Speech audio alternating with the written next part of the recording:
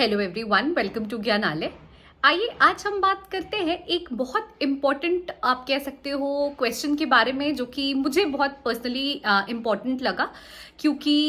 ये किसी ने मुझसे टेलीग्राम पे पूछा है।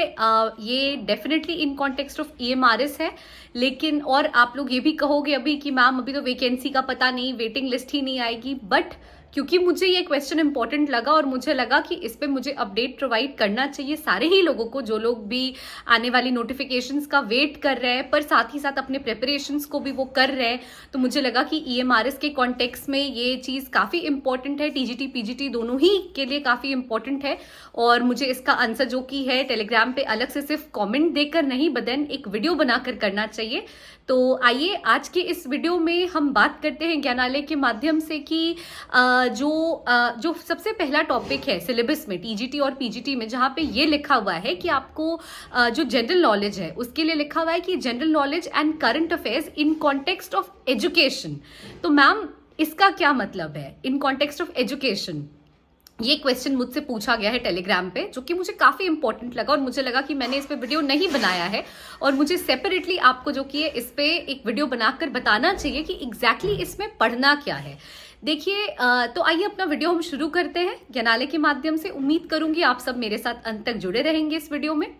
देखिए, सबसे पहले तो मैं बता दूं कि आपको अपना माइंडसेट इस चीज पे रखना है कि देखिए जीके बहुत वास्ट है ना। अगर कोई कहेगा कि मैंने पूरा जीके पढ़ लिया तो वो पॉसिबल नहीं है ना। जो भी करंट अफेयर्स है उससे आप स्टिक कर सकते हो, जो भी मतलब आप कह सकते हो कि मैम बुक क्या रेफर करना है, तो मैं कहूंगी कि बुक जो कि आपको ल्यूसेंट ही रेफर करना चाहिए। वो खुद में बहुत वास्ट है, ल्यूसेंट मैं जानती हूँ, बट देन एटलीस्ट आपको एक बेसिक आइडिया, जो भी आप कह सकते हो इंपॉर्टेंट चीजें हैं उनके बारे में एक बेसिक आइडिया ल्यूसेंट आपको जरूर देगा, है ना। लेकिन अगर मैं कहूं कि यहाँ पे आपसे जीके पढ़ने को कहा जा रहा है, GK and current affairs in context of education, और ये 10 नंबर का है, तो यहाँ पे हमें स्ट्रैटेजी वाइज पढ़ना होगा और यहाँ पे हमें स्मार्ट स्टडी करना होगा। पूरा स्टडी करने की जरूरत नहीं है हमें, सबसे पहली चीज। तो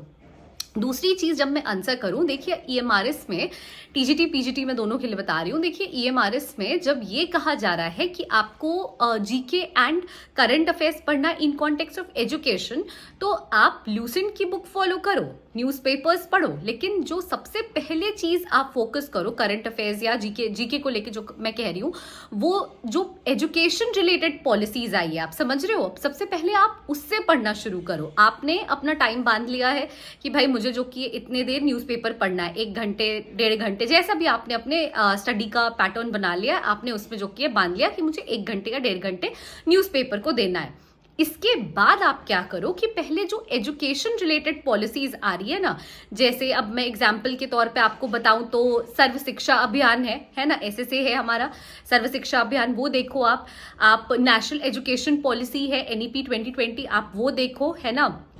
आपका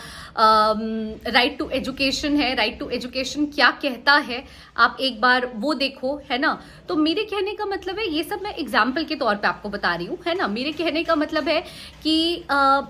आप उन टॉपिक्स को पहले पढ़ो जो कि एजुकेशन के कॉन्टेक्स्ट में अभी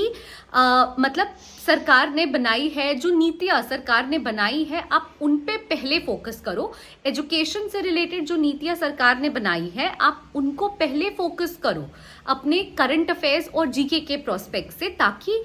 जब आप न्यूज़पेपर पढ़ रहे हो तो आपके जो डेली का जो इन्फॉर्मेशन है, जो मेन आप कह रहे हो टॉपिक जो चल रहा है, वो जो कि आप ग्रास्प कर लोगे वहां से। उसके सिवा एजुकेशन रिलेटेड जो होगा, वो भी जो कि है, जो भी मतलब नीतियां आ रही हैं, उनसे रिलेटेड कुछ रिफॉर्म्स आ रहे हैं, अगर उससे रिलेटेड कुछ चेंजेस आ रहे हैं, अमेंडमेंट्स किए जा रहे हैं, वो सब आप पहले देखो। तो क्या होगा इससे कि आपका एटलीस्ट जो डे टू डे अफेयर्स चल रहे हैं वो तो प्रिपेयर हो ही गया, एजुकेशन रिलेटेड जो जितनी भी पॉलिसीज आ रही हैं, जो अमेंडमेंट्स हो रहे हैं, वो सब आपको पता चल जाएंगे। और उसके सिवा जो बाकी बच गया वो आप ल्यूसेंट बुक से कवर कर ले रहे हो, है ना। तो क्या 10 नंबर के लिए, मतलब मैं कहना चाह रही हूँ आपको कि 10 मार्क्स के लिए आपने डिवाइड करके स्टडी कर ली, लेकिन आपने स्ट्रैटेजी वाइज स्टडी कर ली, जिससे कि आपने कह सकते हो आपकी मतलब जीके का जो पार्ट है वो जो कि आपने एक तरह से पूरा टच कर दिया, है ना। अगर आप ल्यूसेंट पढ़ लोगे, जो मेन ब्रॉड जितने भी एस्पेक्ट्स हैं आपके, सारे इंपॉर्टेंट ब्रॉड एस्पेक्ट्स वहां से कवर हो गए, डे टू डे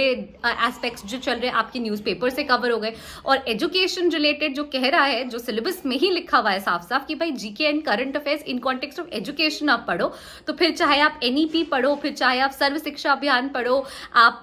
निपुण भारत मिशन पढ़ो, है ना, आप कुछ भी ये सब पढ़ोगे, आप राइट टू एजुकेशन पढ़ोगे, जो भी अमेंडमेंट्स आ रहे हैं वो सबसे जो कि जब आप मतलब आपके दिमाग में वो सारी चीजें आप पढ़ रखे होगे, आप टच कर रखे होगे, तो जब आपको क्वेश्चन उनसे पूछा जाएगा, उनसे रिलेटेड कोई क्वेश्चन आएगा, तो आप उसका आंसर डायरेक्टली कर पाओगे, है ना। तो इस तरह से आपको स्ट्रैटेजी वाइज पढ़ने की जरूरत है और आपको स्मार्ट स्टडी करने की जरूरत है, ताकि न्यूज़पेपर, ल्यूसेंट और एजुकेशन जो नीतियां आ रही हैं, एजुकेशन रिलेटेड जितनी भी नीतियां हैं, अमेंडमेंट्स है, वो सब पढ़ के आप एटलीस्ट वो 10 नंबर भी पूरा का पूरा कवर कर सको। तो आई होप कि टीजीटी एंड पीजीटी वाले जितने भी कैंडिडेट्स जो अपीयर करना चाह रहे होंगे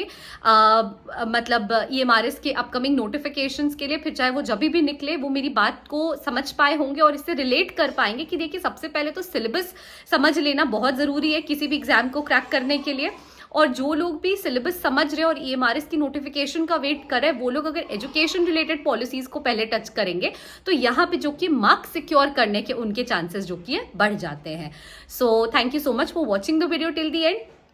please stay tune to Gyanalay and please do like, share and subscribe our channel. Thank you.